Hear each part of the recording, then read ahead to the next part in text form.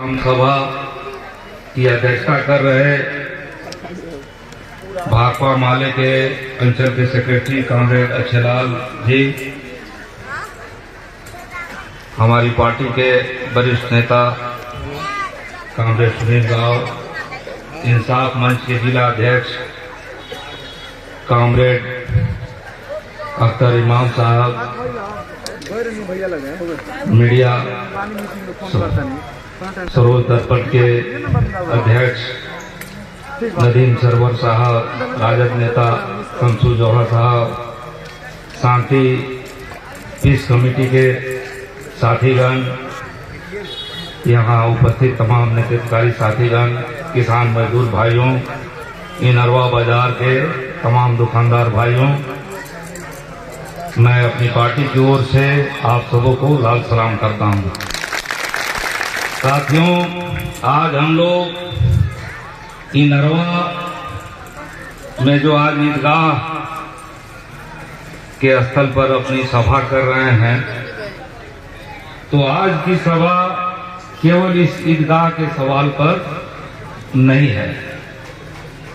ये सवाल इस सवाल पर है कि बिहार में जो शासन चल रहा है, देश में जो शासन चल रहा है,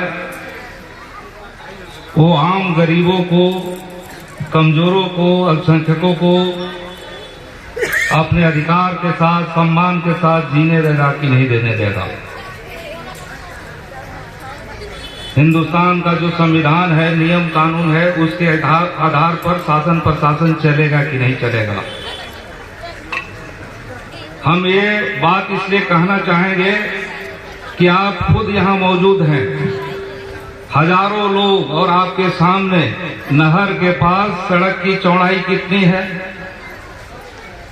इसी सरकार ने उस नक्शे को बनाया है, सड़क विभाग ने उस नक्शे को बनाया है। क्या उतनी ही चौड़ाई यहाँ ईदगाह के पास नहीं रह सकती थी? रह सकती थी कि नहीं रह सकती थी? लेकिन सरकार ने, प्रशासन ने किस नियत से ये काम गड़बड़ किया है, आप सोच सकते हैं कि वहां जो है चौड़ाई कम है, लेकिन ईदगाह के सामने चौड़ाई उसकी ज्यादा कर दी गई। ईदगाह को तोड़ देना है। आप उधर देख रहे हैं कि उधर जो है पुरानी सड़क जो है उसको मिला करके और नई सड़क की बात है। अभी आपके यहाँ सामने क्या है?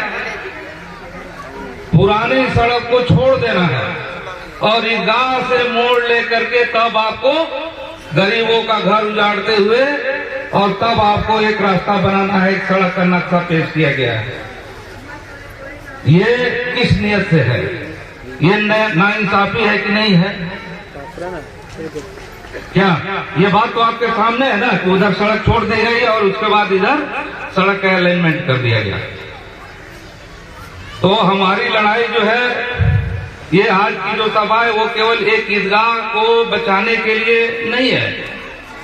ये सवाल है कि इस देश में कोई गरीब गुरबा है, कोई कमजोर समाज के लोग हैं, अल्पसंख्यक समाज के लोग हैं, वो सम्मान के साथ अपने अधिकार से जी सकते हैं कि नहीं? यहाँ ये सवाल है। और ये नीतीश बाबू का जो शासन प्रशासन है, वो पूरी भेदभाव का शासन प्रशासन है। और भाकपा माले, यहाँ के मजदूर, यहाँ के किसान नीतीश सरकार का ये भेदभाव का शासन बर्दाश्त नहीं करेंगे। हम ये आपसे ये राय विचार करने के लिए परसों हम लोग आए थे कि यहाँ एक सभा की जाए और उसमें लोगों का राय जाना जाए। और ये नाइंसाफी है, तो इस नाइंसाफी के खिलाफ पूरे जिले में अभियान चले कि नहीं चले। हम आपसे ये कहना चाहेंगे कि नीतीश सरकार का ये जुल्म जो है, नीतीश जी भाजपा के साथ हैं और जो भी भाजपा का चाल चरित्र है वो नीतीश जी में पूरी तौर से समाहित हो चुका है। नहीं तो इनरवा का ईदगाह जो है वो नहीं टूटता, टूटने का सवाल नहीं था। वहाँ 60 फीट अलाइनमेंट है सड़क का, वहाँ संरेखण 60 फीट है, तो यहाँ भी हो सकता था। यहाँ ही कर्व क्यों बनाया जाएगा? कर्व आगे तो बन सकता था। जहाँ ईदगाह नहीं है वहां से तो सड़क मोड़ ले सकती थी, लेकिन ऐसा नहीं किया गया। हम आपसे ये कहना चाहेंगे, ये यही का केवल मामला नहीं है। नीतीश सरकार में कभी भी कोई भी नया शगुफा छूटता है तो उसके सर्वाधिक शिकार जो है वो गरीब होते हैं। नीतीश जी ने जल जीवन हरियाली के नाम पर एक अभियान चलाया है। उसमें क्या होता है, जो भी पोखर पर, आहर पर कहीं गरीब गुरबा, कहीं बांध पर बसे हुए हैं, उनको उजाड़ने का उनका अभियान चलता है। कोई भी उनका अभियान जो है वो गरीबों को टारगेट करके चलता है और इस क्रम में बिहार के हजारों हजार गरीबों को उजाड़ा जाता है। वो कहते हैं कि हम विकास करा रहे हैं, लेकिन जैसे ही वो विकास की बात बोलते हैं तो समझ जाइए कि गरीबों पर कुछ आफत आने वाली है। ये नीतीश सरकार में हजारों हजार गरीब जो है हर जिले में उजाड़े जाते रहे। यहाँ भी देखिए कि बिना व्यवस्था के इस ठंड में, बिना कोई वैकल्पिक व्यवस्था के सरकार ने गरीबों के घरों को तोड़ दिया। तो नीतीश का शासन तो ऐसा ही है और ये साफ साफ है कि आज नीतीश के शासन में अतिक्रमणवाद का एक केस चलता है। उसमें क्या होता है कि बड़े जो धनिक लोग हैं, वो गरीब कोई गैर मजरूआ जमीन पर बसा हुआ है तो उनके पीछे अगर धनी आदमी की जमीन है तो वो केस करता है अतिक्रमणवाद का कि इन्होंने लोक भूमि का अतिक्रमण कर लिया है और उसमें गरीबों का मकान जो है उजाड़ दिया जाता है।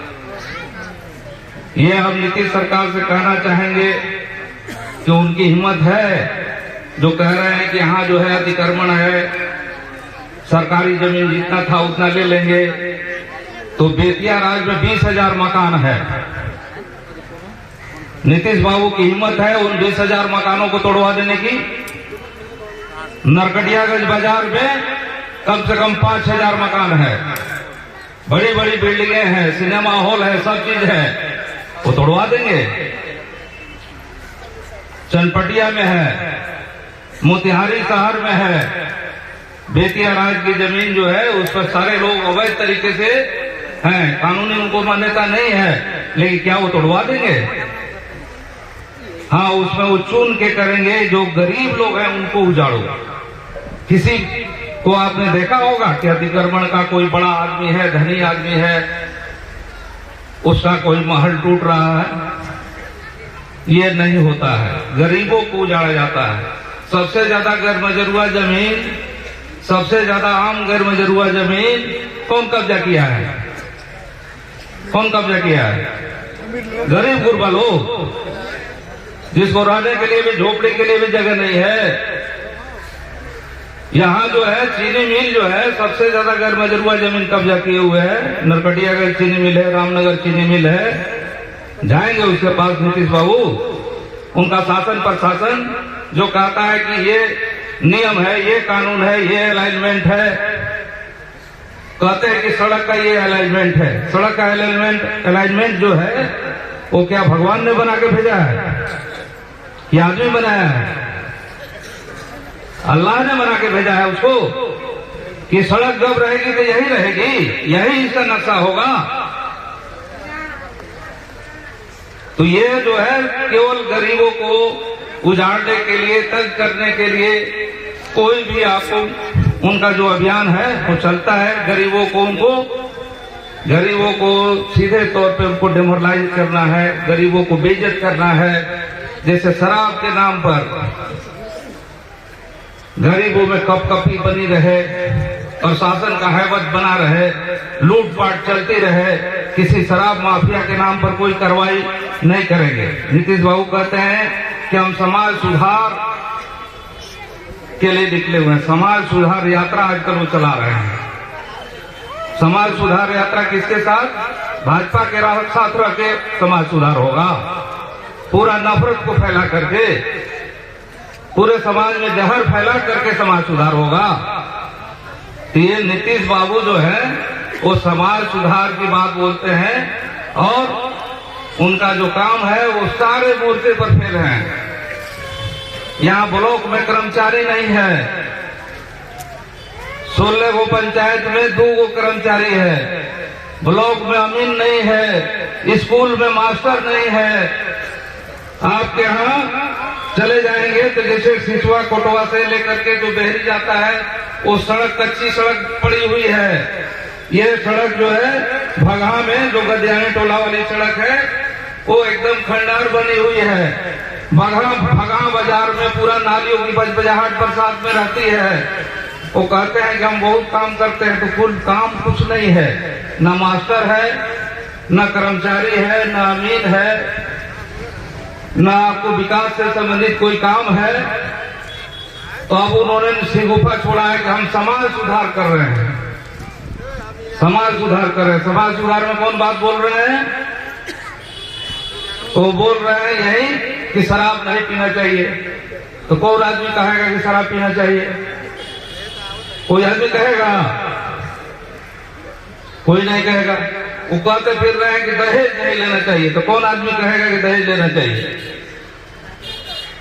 इसी ढंग का ढोंग तमाशा उनका अपना चल रहा है। अब पूरा सरकार हर मोर्चे पर विफल है।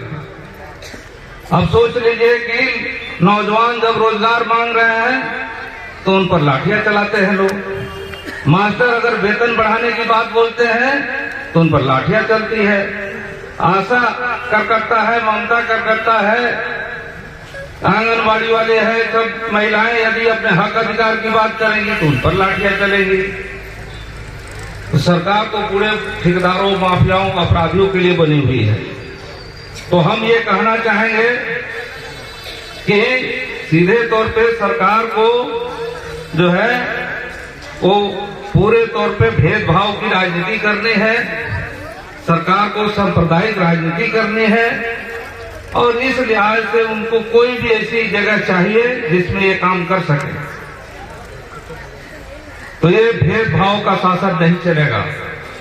वहां 60 फीट है, यहां भी आपको 60 फीट करना होगा। जनता की एकता जो है पूरे हिंदू और मुसलमान सभी लोगों ने मिलकर देश को बनाया है। सभी लोग मिलकर साथ रहते आए हैं, साथ चलते आए हैं, आगे भी चलेंगे। और ये भेदभाव की राजनीति बंद करिए नीतीश बाबू। और आपका अब दिन भी लग चुका है, ज्यादा दिन अब आप भी आपको शासन में रहने वाले नहीं हैं। पिछली बार आप गलती से जीते हैं, कुछ सीटों पर जो है आपको नाजायज तरीके से तमाम गलत काम करके आप जीत हासिल करके सत्ता में हैं, लेकिन जनता ने आपको हटा दिया है।